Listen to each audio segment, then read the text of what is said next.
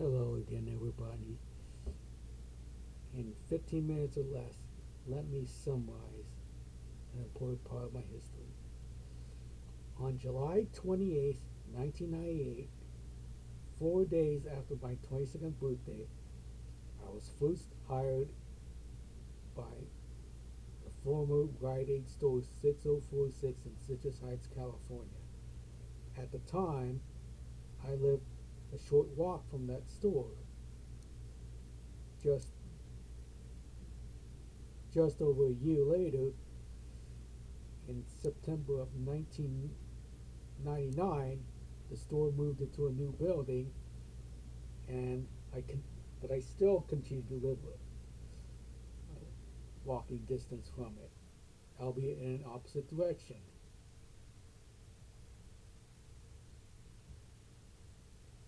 In late July 2001, long story short, I moved to North Highlands, where I lived for over a decade, and but I still continued to. Just I had to take the bus to work.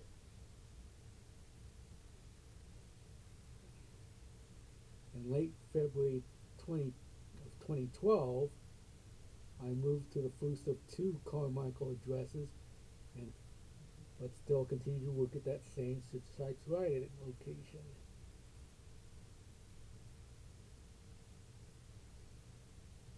About the mid 2010s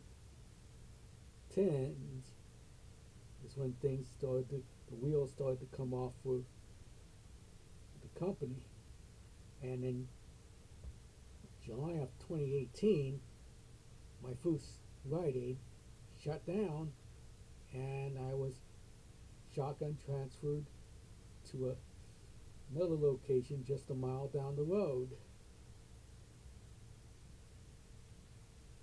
When I was still working in that area is when I moved into my current address, also in Carmichael.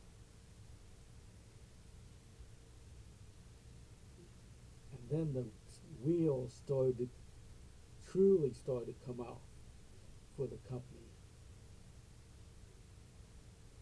Nearly 2 years ago, in October of 2023, was the first corporate bankruptcy filing for Rite Aid. And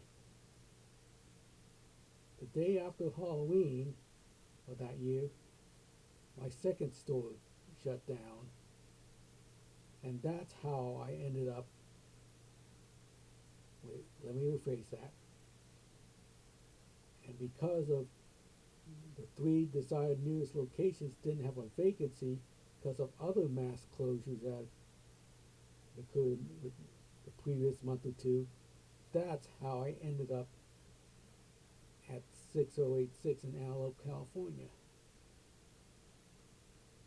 Yeah. For the first quarter of a century with Rite Aid, it seemed it was humble innocence. I was just a plain humble person living an innocent life, and then when I got sent to Antelope, that's when things really got turned upside down. My first day at 6086 was November 6, 2023. I worked a 12:30 to 9 shift, and a fellow supervisor followed me to that store as well. And just beyond the midpoint of that shift, that's when everything, my life has been upside down since. I met that night's closing cashier, and that very cashier has made an imprint on my life.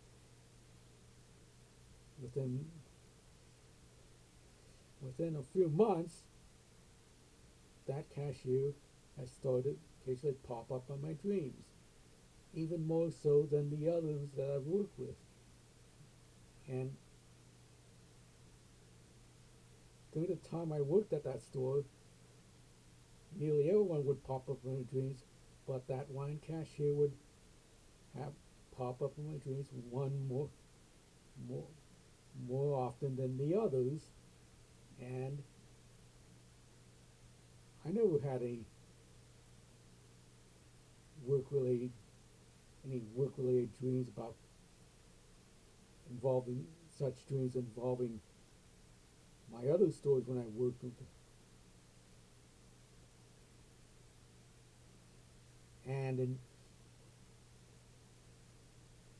And in recent months, within the past 8 months actually, these vivid dreams initially involved workplace settings, and in some cases, us working at an alternate workplace. But within the past 8 months, a lot of these dreams have involved that very cashier popping up in my life. Like this, that one fateful dream nearly 8 months ago. We were eating out in downtown Sacramento at lunchtime, while in reality, I always traveled that area alone.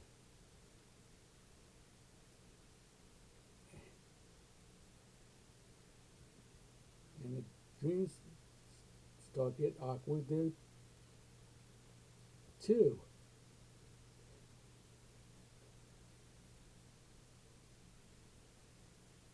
One when that coworker rides the bus with me. None.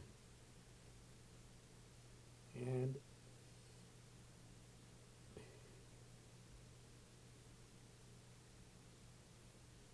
and the ones in which that one cashier meets my family. In reality, hasn't happened, and who knows if it'll. Well, another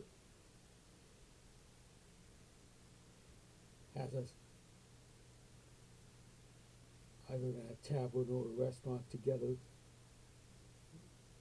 not far from my old North Highlands neighborhood.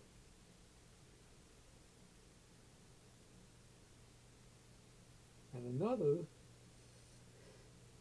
and, and another bizarre dream, the two of us sharing the sink in the bathroom of my current residence. In reality, I never had contact with any co-workers outside of the store.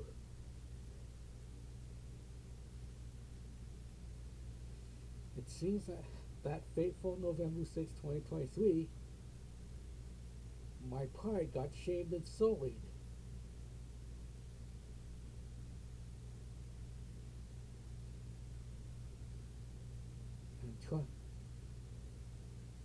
I'm doing my best to heal myself and restore my pride, but there's some kind of message from the gods that not letting me let go of those memories.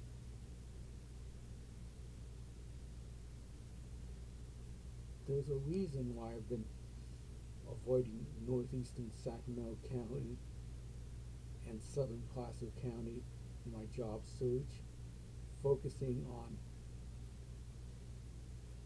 walking distance retailers in my area, Carmichael, or searching in areas of the Arden,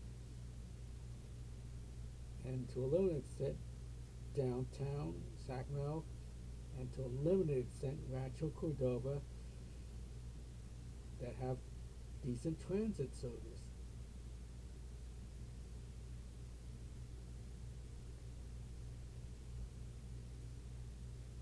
I'm trying to get away from it. What brought me down,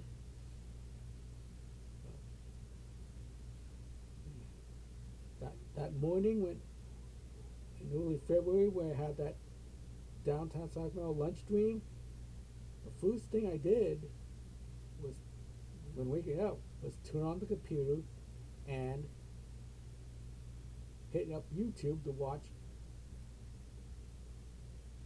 the official music video of Shake It Off by Taylor Swift. I really wish it was easy to truly shake it off. Seriously.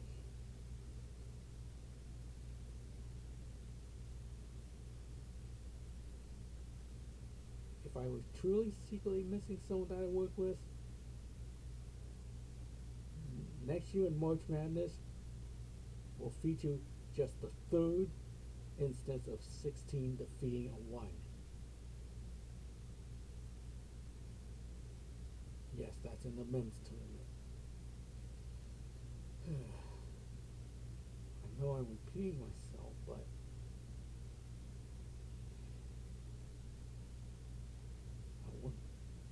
I want to truly shake it off, but what? The gods are playing games with me. I want to trying to go back to the normal self that I was at this point 2 years ago, and hopefully find some success in this trying work search. But something's got to give.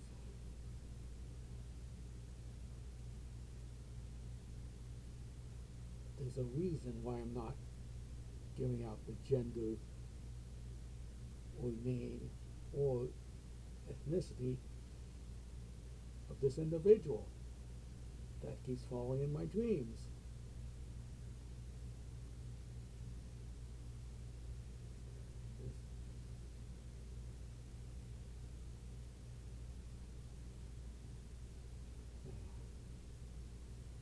Dinner's not quite done yet, but it smells good.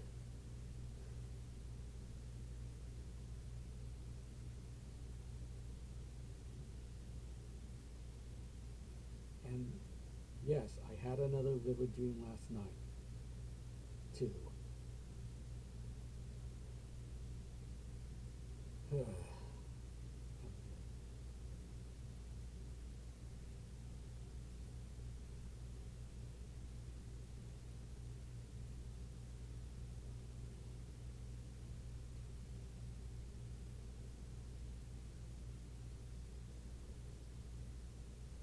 Almost hoping, I don't know anymore. I'm just thankful that these vivid dreams are still G/PG rated and not getting bordering NSFW territory. And yes, the two of us were still fully clothed in that bathroom dream.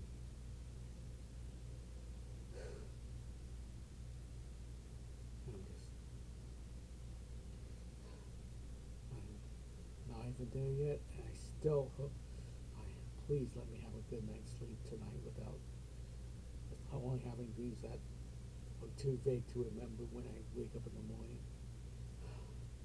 Until next video, peace out.